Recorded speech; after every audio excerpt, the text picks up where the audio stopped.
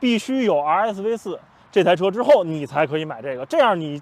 RSV4车主平时日常代步，你就可以骑这个出去，对吧？不用骑 V4了，你的 V4就放在家里，可能永远也不会坏。大家好，我们今天呢带着一台踏板车来钻小树林。今天的主角呢就是这台来自阿普利亚的 SR GT 200。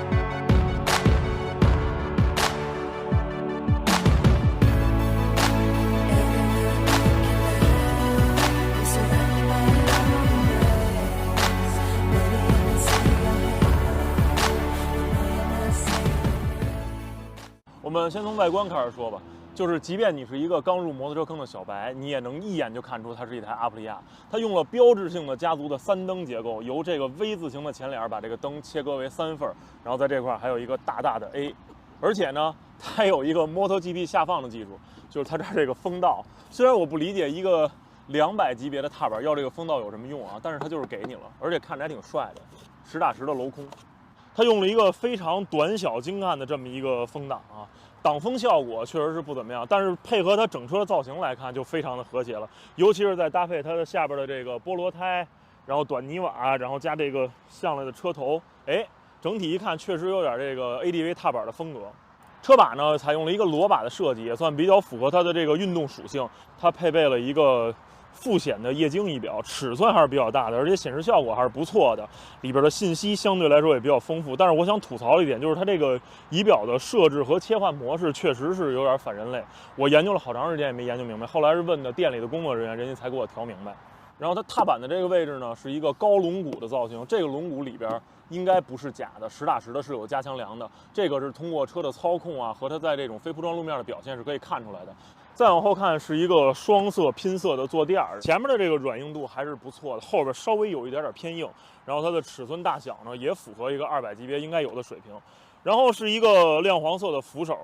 这个对于后座来说是比较有用的。SR GT 的车尾呢也采用了这种比较运动的上翘设计，整体感觉是高高上扬的。然后呢用了一个这个 ADV 车型中比较常见的下置式排潮架，加一个下置式的泥瓦。有一个小细节需要说一下啊，就是它在这个泥瓦的后边呢还放了一块这个胶皮，可以防止你的这个甩起来的泥进入这个它的这个下置的发动机舱。来看一下这个车的细节做工啊，其实我觉得这个车的细节做工是对得起它的售价的，无论是它的按键质感，还是这种反馈的这种触感来说，还有它的这个拼接缝啊，还有它的用料材质，包括它的这个漆面质感。然后虽然它这块用的是贴纸，但是它贴纸的这个质感也是非常非常好的。然后它的漆面这种在强光下有那种亮晶晶的感觉，确实是有这种阿普利亚的这种精髓在里边。尤其是这个黄色啊，特别亮。它的这2条接缝啊，都是能对齐的，绝对不会出现像它这种比亚乔家族某复古踏板那种2边接缝对不齐的情况。我个人认为，它的这种仿碳纤维材质啊，确实有一点 low 了。而且这个仿碳纤维材质用的面积还挺大的，在这个位置也有这种材质出现，这个就有一点就不好，就是它这种较高的龙骨加你要需要这么上车的话，你就会经常蹭这块，你蹭这个碳纤维的这个，就会出现划痕，质感就没有那么好了。做工方面有一个小点需要吐槽，就是在你走这种颠簸路非铺装的时候，它这个右边的这个护板会有一点接缝，你需要敲一下给它敲回来就好了。这个呢是只有在颠簸路况情况下才会出现的，也可能是车辆的个案。其实阿普利亚 SR GT 200这款车的车身尺寸并不算大，横向一比的话，其实它和 NMAX 15的尺寸是差不多的。然后至于乘坐这块呢，它的坐高是799毫米，就约等于800吧。然后我身高是1.88米，体重是92公斤，双脚是可以平稳着地。然后一会儿我会叫一些身材比较适中的同事过来给大家体验一下。你看我是1.73米，我坐上来这个高度就是算比较高的，腿短的不太好挑战这个车。这个风挡的高度啊，比 RS-V4 没大多少，你得像那种骑跑车这样趴在这儿这么骑，它才能起到风阻保护的作用。但是这样非常不安全。你坐直了正常骑呢，相当于我的胸口啊、我的头啊、我的肩啊，整体都是交给风的，这个就风噪啊、风阻都会很大。而腿呢，原本是可以给到一个还不错的风阻保护的，但是它在这边挖了俩洞，这个洞实打实的会真的吹这个腿两边，等于这块的风阻保护也一般。而我又比较高，这个风从这块过来也会吹到我的腿面，等于腿部这块的风阻保护就再见了。在骑姿的感受上呢，由于它的车把设计的比较高，在转弯的时候也不会有打腿这种情况，而且它的这个车把高的时候，你骑起来的坐姿是偏正襟危坐的这种感觉，是非常有欧洲踏板的这种感觉的。然后需要吐槽的是呢，它这个前置脚踏对于我来说确实是没有什么太大用，一个是它的比较短，我的脚放上去，哎，基本上后半段是空的；还有一个就是我放上来之后腿反而不如在底下舒服。如果我要想用这个前置脚踏，我只有一种办法，就是把屁股坐在这儿。然后这样用前置脚踏可能会比较舒服一点。在这种非铺装路面，你坐在前面那种比较颠，会比较难受。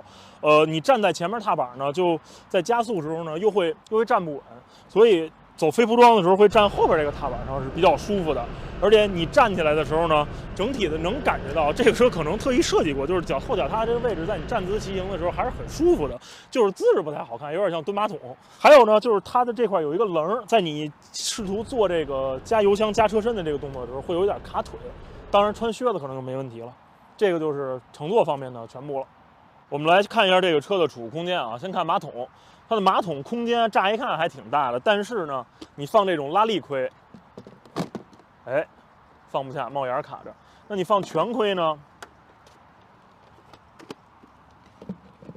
也放不下。所以这个马桶呢，前半部分是可以最多也就放一个尺寸稍微小一点的3/4，或者一个瓢盔。但是你像这种偏拉力风格的车，你放一瓢盔确实有点不搭。我们来看一下这个里边做的比较好的位置，就是它在这个位置加了一个弹簧，可以防止它这么掉下来，然后哎，可以有一个固定的效果。而且它的这个坐垫包边的做工还是不错的。但是小槽点就是它里边没有照明灯，你在网上拿东西的时候可能看不到。然后它前面在这个左手边的位置还有一个小的储物格，这个储物格真是非常小，它的下边有一个 USB 的接口，然后上面有一个储物格。它原本的目的呢是让你把手机放在上边，然后底下拽出线可以给它充电。但是呢，现在手机设计也都比较大，这个口也放不下去，然后充电这个功能基本就白费了，而且它也没有给这个 USB 接口预留一个槽可以拽上来。怎么说呢，就是有比没有强，但是做的不是那么好，可能受限于空间吧。然后还有一点需要吐槽，就是它的这个缝儿有点大。有一次我塞这个